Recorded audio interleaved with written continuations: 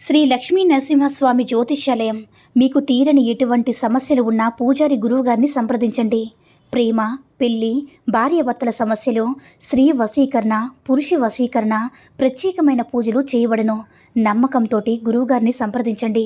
గురువుగారి phone number 8897741766. ఓం శ్రీ మాత్రే నమః.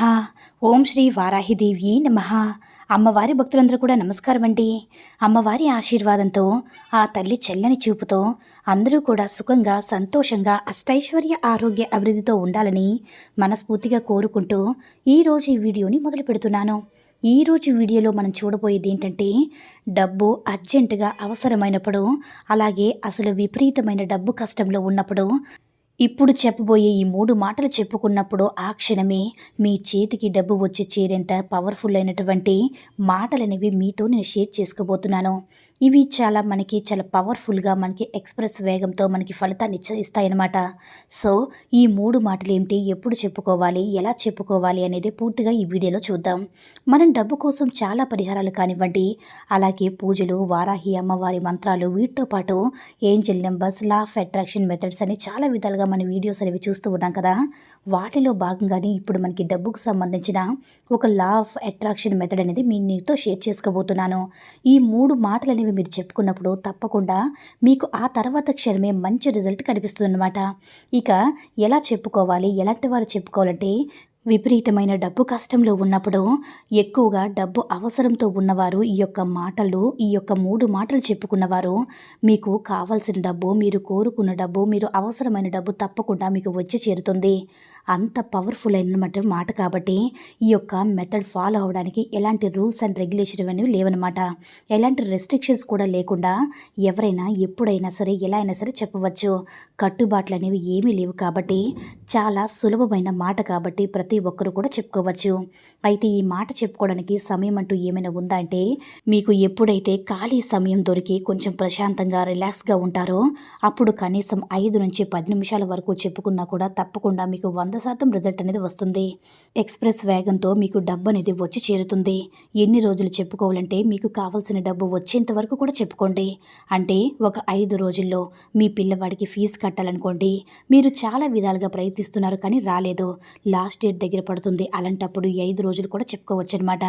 ఈ 5 రోజుల్లోపు ఏదో ఒక విధంగా మీకు కావాల్సినంత డబ్బు, మీ పిల్లవాడికి కావాల్సినంత ఫీజు అనేది మీకు చేరుతుంది.